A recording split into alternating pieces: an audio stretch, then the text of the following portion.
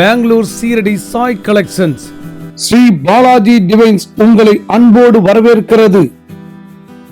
எங்களிடம் சாய்பாபா கோவிலுக்கு தேவையான ஒரிஜினல் மார்பிள் சிலைகள் எல்லா அளவிலும் கிடைக்கின்றன. சீரடி சாய்பாபா மார்பிள் சிலையிலிருந்து எடுக்கப்பட்ட லேமினேட்டட் போட்டோக்களும் எங்களிடம் எல்லா அளவிலும் கிடைக்கின்றன. சீரடி சாய்பாபாவிற்கு தேவையான துணி வகைகள், அலங்கார பொருட்களும் கிடைக்கும். சாய்பாபாவின் 9 வார விரத புத்தகங்கள், 3D போட்டோக்கள், கேலண்டர், டைரி, செல்வத்தை அள்ளித்தரும் பிரமிடு கேஷ் பாக்ஸ்கள், இயந்திரங்கள், வாஸ்து சம்பந்தமான பொருட்கள், பக்தி சீடிகள் மற்றும் டிவிடிகள், ஆன்மீக புத்தகங்கள், ஒரிஜினல் ருத்ராட்ச மாலைகள், கயிறு வகைகள், சீரடி சாய்பாபாவின் சச்சரித்திர புத்தகங்கள், பக்தி பொருட்கள், பரிசு பொருட்கள், இவை அனைத்தும் மொத்த விலைக்கே கிடைக்கும். உலகம் முழுவதும் டோர் டெலிவரி செய்து தருகிறோம். உங்கள் தேவை எங்கள் சேவை. மீண்டும் உங்களை பெங்களூர் சாய்பாபா கலெக்ஷன்ஸ் மற்றும் ஸ்ரீ பாலாஜி டிவைன்ஸ் அன்போடு வரவேற்கிறது. மேலும் விவரங்களுக்கு சாய் செந்தில்குமார், மொபைல் நம்பர் 9916939999. இன்று நாம் அருள் தரும் ஆலயம் நிகழ்ச்சியில் மீண்டும் ஆத்ம சித்தர் அருள்வாக்கு லட்சுமி அம்மாவின் பதிவை வெளியிடுகிறோம். சமீபத்தில் ஸ்ரீலங்காவில் சென்று கொழும்பில் 15 நாட்கள் ஆன்மீக சுற்றுப்பயணம் மேற்கொண்டு பல்வேறு ஆச்சரியங்களையும் அற்புதங்களையும் செய்துவிட்டு தாயகம் திரும்பியிருக்கிறார் ஆத்ம சித்தர் அருள்வாக்கு லட்சுமி அம்மா. நாங்கள் எத்தனையோ அருள்வாக்கு சொல்பவர்களை எடுத்து போட்டாலும் தனக்கென தனி பெயரை பெற்று ஆத்மாக்களுடன் உரையாடி மக்களின் குறைகளை போக்கி மக்களின் நன்மதிப்பை பெற்ற ஆத்ம சித்தர் அருள்வாக்கு லட்சுமி அம்மா அவர்கள் சமீபத்தில் சென்னையில் நாம் சந்தித்தோம். மரியாதை நிமித்தமாக அவரை சந்தித்து உரையாடும் பொழுது பல்வேறு ஆச்சரியங்களையும் பல்வேறு அதிசய தகவல்களையும் எங்களோடு அவர் பகிர்ந்து கொண்டார். மக்களின் எண்ணற்ற பிரச்சனைகளை தீர்த்து மக்கள் வாழ்வில் வளம் பெற ஆத்ம சித்தர் அருள்வாக்கு லட்சுமி அம்மா பல்வேறு யாகங்களையும் பல்வேறு பூஜைகளையும் செய்து மக்கள் பிரச்சனையை தீர்த்து வருகிறார். இது வெளிநாடுகள்ல முதல் முறையா இலங்கையில 15 நாட்கள் சுற்றுப்பயணம் செய்து அங்க தியானம் பண்ணி அங்க பல வகையான அற்புதங்களை செய்து அங்க இருக்கக்கூடிய மக்களுடைய பிரச்சனைகளை தீர்த்து மக்களின் நன்மதிப்பை பெற்று இன்னைக்கு தாயகம் திரும்பி இருக்காங்க நம்மளுடைய ஆத்ம சித்தர் லட்சுமி அம்மா அவர்கள். ஸோ அவங்கள ஒரு சின்ன மரியாதை பண்ணணுன்றதுக்காக மரியாதை நிமித்தமா இந்த சந்திப்பு பண்றோம். அம்மாவுக்கு ராஜ் வெப் நியூஸ் சார்பாக நன்றிகளையும் பாராட்டுகளையும் தெரிவித்துக் கொள்கிறோம். அம்மா ஒரு சின்ன மரியாதை. அம்மா ரொம்ப நன்றிங்கம்மா. இந்தாங்க, ஏன்னா உங்களுடைய புகழ் உலகம் ஃபுல்லா பரவணும். அம்மா மாலை இருக்கட்டும்மா. இப்போ நீங்க 15 நாட்கள் சுற்றுப்பயணம் போனீங்க. முதல் முறை தான் வெளிநாடா? இல்லம்மா, அதுக்கு முன்னாடி துபாய்க்கு போயிருக்கேன். ஆமா, இப்போ ஸ்ரீலங்கா போயிருக்கேன் நானு.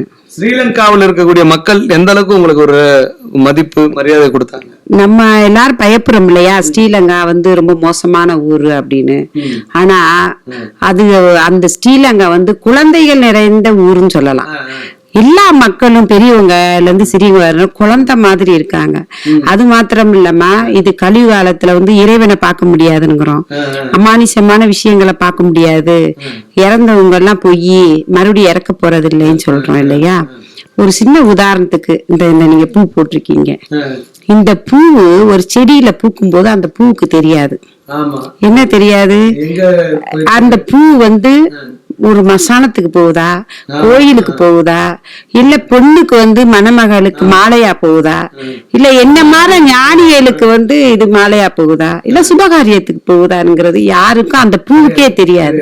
ஆனா அந்த பூ ஒவ்வொரு நாளும் பூக்கும் போது நல்ல சந்தோஷத்தோட தான் பூக்குது. ஆனா அது கீழே உதிர்ந்து அது மடிஞ்சு போய் ஆனா மறுபடியும் பூக்குது, மறுபடியும் பிறக்கு. அது நம்ம எல்லாருக்குமே தெரிஞ்ச ஒரு உண்மை. ஆனா ஒரு சின்ன பூவுக்கு அந்த ஆற்றல் இருக்கும்போது நம்ம தெய்வீக சக்தி படைச்ச நம்ம ஒவ்வொரு மனிதனுக்கும் தெய்வீக ஆற்றல் இல்லையா? பிறக்க மாட்டோமா? கண்டிப்பா பிறக்கிறோம். அப்படிங்கிறதுக்கு இந்த பூவே ஒரு உதாரணம் இல்லையா? அதனாலயே இந்த பூவுக்கு அவ்வளவு ஒரு அற்புதம் இருக்கு.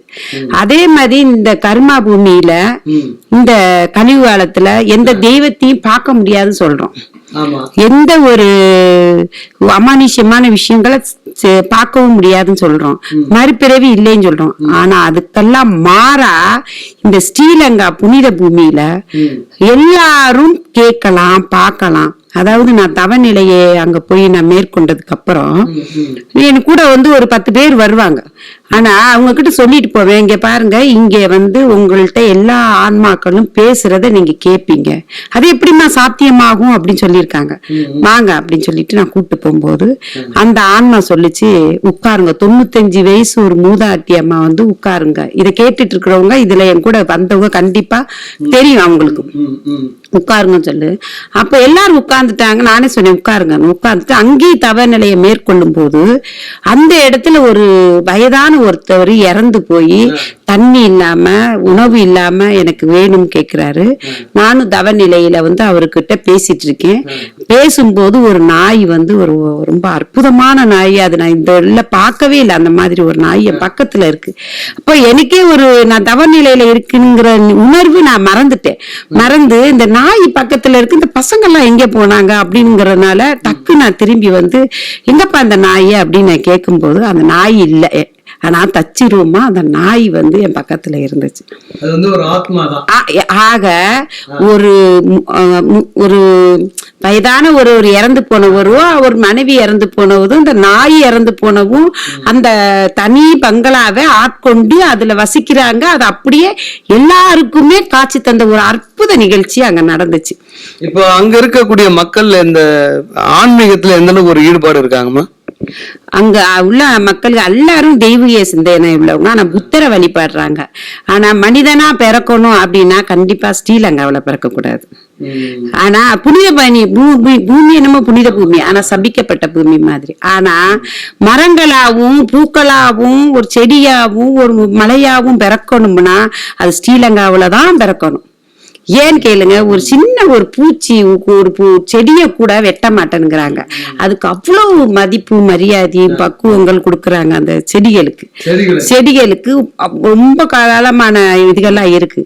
ஆனா மனிதருக்கு அங்க வந்து மனிதர்களுக்கு மனிதர் உயிரை கொடுக்குறாங்க. ஆனா ரொம்ப நல்ல குழந்தைகள் நான் ஃபர்ஸ்டே சொல்லிட்டேன். ஆனா சில சதிகள்னால அங்க வந்து வில சூழ்ச்சி நடக்குது வலிசு. அந்த மாதிரி ஒரு பூமி எதுலயும் இருக்காது. சுற்றுலா தலங்கள்ல எவ்வளவு பெரிய பெரிய இடங்கள் இருக்கலாம். ஆனா அமானுஷ்யமான விஷயங்கள் நடக்கிறதுலயும் தெய்வங்கள் நேரம் நின்று பேசக்கூடிய ஒரு ஊர் எதுன்னா அது ஸ்ரீலங்காவா தான் இருக்கும். ஸ்ரீலங்காவுல எந்தெந்த இடங்கள்லாம் பாத்தீங்கன்னா உங்களுக்கு தெரிந்த பெயர்கள்? திரிகோணம் சொல்லிட்டு, அதாவது ராவணன் சீதா தேவிய கொண்டு போய் வச்சிருந்த இடத்தையும் பார்த்தோம். அவங்க வந்து வனவாசத்துல அந்த மரத்துல வந்து உட்கார்ந்து அழுதுட்டு இருந்தா அவளுடைய கண்ணீர்ல ஓடுன நதி, அதுக்கு அந்த தண்ணியும் கொண்டு வந்திருக்கேன், தீர்த்தம்லாம் கொண்டு வந்திருக்கேன் மக்களுக்கு கொடுக்கறதுக்கு. அந்த மரம் அதுலயும் எடுத்திருக்கேன், அந்த இதெல்லாம் எடுத்திருக்கேன். அந்த அம்மா இருந்த இடம் வந்து உண்மையிலேயே நம்ம எல்லாரும் சொல்றோம் ராவணன் பிள்ளாதவர்.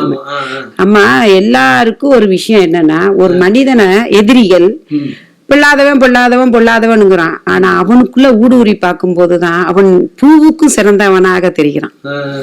அப்படிங்கிறத உணர்ந்தது தெரிஞ்சது. அது எந்த இடம்னு கேட்டா ராவணனுடைய ஆசனம் அங்க போட்டு சிம்மாசனம் போட்டு உட்கார்ந்து இருக்காரு. நம்ம நினைக்கிறோம் நல்ல சிமெண்ட்ல பெரிய பங்களா மாளிகை கட்டியிருப்போம். அப்படி இல்லை, பெரிய மலையை கொடைஞ்சி அதுல வந்து சிம்மாசனம் போட்டு உட்கார்ந்து இருக்காரு.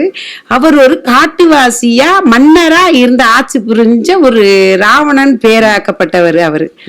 இப்போ ஆஞ்சநேயருடைய கால் பாதம் இருக்கா, யாருடைய கால் பாதம் இருக்குமா? அதாவது அந்த காலத்துல நீங்க கேட்டிருப்பீங்க 100 அடியில எல்லாம் மனுஷங்கள் இருந்தாங்கன்னா அந்த மாதிரி பெரிய பெரிய குரங்குகள் இப்பவும் நம்ம கேட்டுட்டு இருக்கோம். அந்த மாதிரி ஒரு இதுல இருந்து இன்னொரு இடத்துக்கு தாவக்கூடிய வல்லமை பெற்றக்கூடிய ஆஞ்சநேயர். அது வந்து இப்பவும் வந்து மனிதர்களை இனங்களை வந்து நேசிக்கக்கூடியது. அது வந்து சீதா அம்மா கிட்ட வந்து உறவாடி இருக்கு, அதோடைய பாதை இருக்கு. அதுதான் ஆஞ்சநேயர். அவர்கள் ஸ்ரீலங்காவில் நடந்த பதிவுகளை பற்றியும் சில சந்தேகங்களை பற்றியும் இன்னைக்கு தெளிவாக சொல்லியிருப்பாங்க. இவங்களுடைய அடுத்தடுத்த பதிவுகள் வரக்கூடிய அடுத்தடுத்த பதிவுகளில் உங்களுக்கு தொடர்ந்து போட்டுக்கிட்டே இருப்போம். அம்மாவுடைய அருள் எத்தனையோ நம்ம அருள்வாக்கு சொல்பவர்களை எடுத்து போட்டாலும் இன்னைக்கும் மக்கள்கிட்ட முதலிடத்தை பிடித்தவர்கள் நம்ம லக்ஷ்மி அம்மா.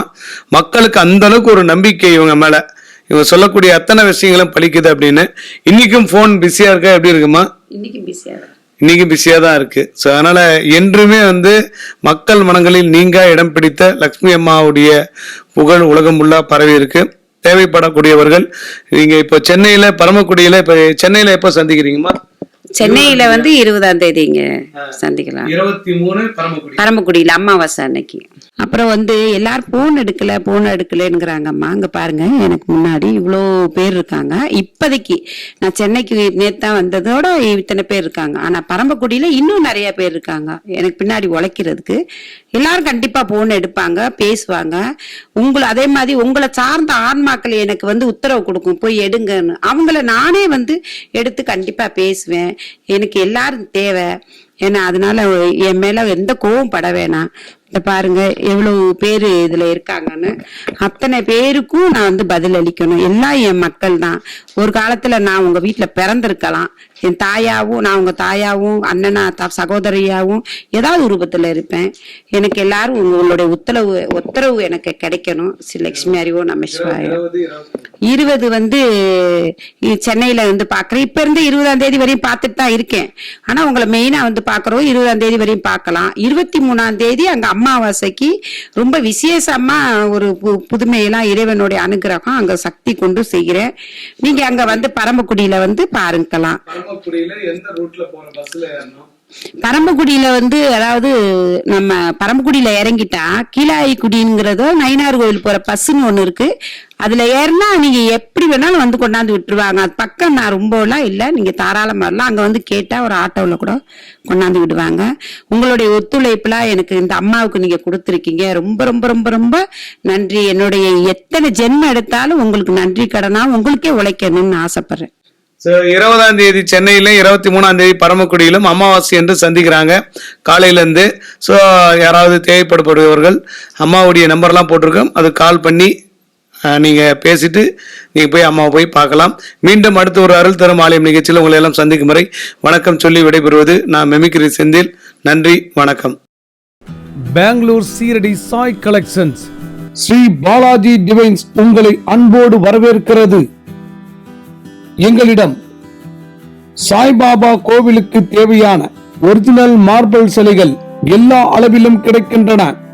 சீரடி சாய்பாபா மார்பிள் சிலையிலிருந்து எடுக்கப்பட்ட லேமினேட்டட் போட்டோக்களும் எங்களிடம் எல்லா அளவிலும் கிடைக்கின்றன. சீரடி சாய்பாபாவிற்கு தேவையான துணி வகைகள், அலங்கார பொருட்களும் கிடைக்கும்.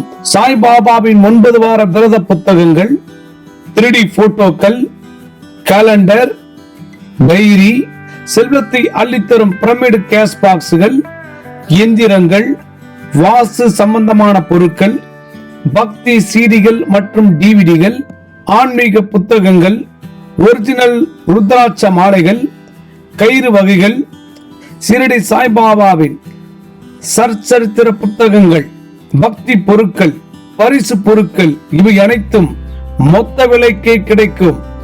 உலகம் முழுவதும் டோர் டெலிவரி செய்து தருகிறோம். உங்கள் தேவை எங்கள் சேவை. மீண்டும் உங்களை பெங்களூர் சாய்பாபா கலெக்ஷன்ஸ் மற்றும் ஸ்ரீ பாலாஜி டிவைன்ஸ் அன்போடு வரவேற்கிறது.